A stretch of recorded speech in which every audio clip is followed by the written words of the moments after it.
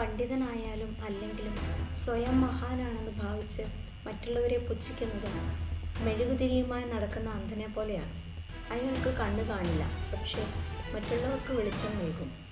മൂഢന്മാർ പാതി നിറഞ്ഞ പാത്രം പോലെയാണ്, ശബ്ദമുണ്ടാക്കിക്കൊണ്ടേയിരിക്കും. അറിവുള്ളവർ നിറഞ്ഞ തടാകം പോലെ നിശബ്ദനായിരിക്കും. മനസ്സിലാക്കാത്തവർ നിങ്ങൾക്കൊപ്പം ഉണ്ടാവുകയില്ല. നിങ്ങളെ മനസ്സിലാക്കിയവർ നിങ്ങളെ വിട്ടു പോവുകയുമില്ല. ഏത് സാഹചര്യത്തിലും ജീവിക്കാൻ ശീലിക്കുക, എങ്കിൽ മാത്രമേ എന്തും സഹിക്കാനുള്ള ധൈര്യമുണ്ടാകൂ.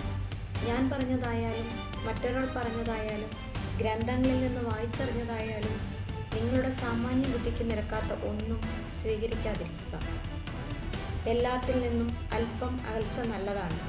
ആരെയും വേദനിപ്പിക്കാനല്ല, സ്വയം വേദനിക്കാതെ ഇരിക്കാൻ വേണ്ടിയാണ്. 1000 തിരികൾക്ക് വെളിച്ചം പകർന്നു കൊടുക്കുന്നത് കൊണ്ട് ഒരു മെഴുകുതിരിയുടെ ആയുസ് കുറയുന്നില്ല.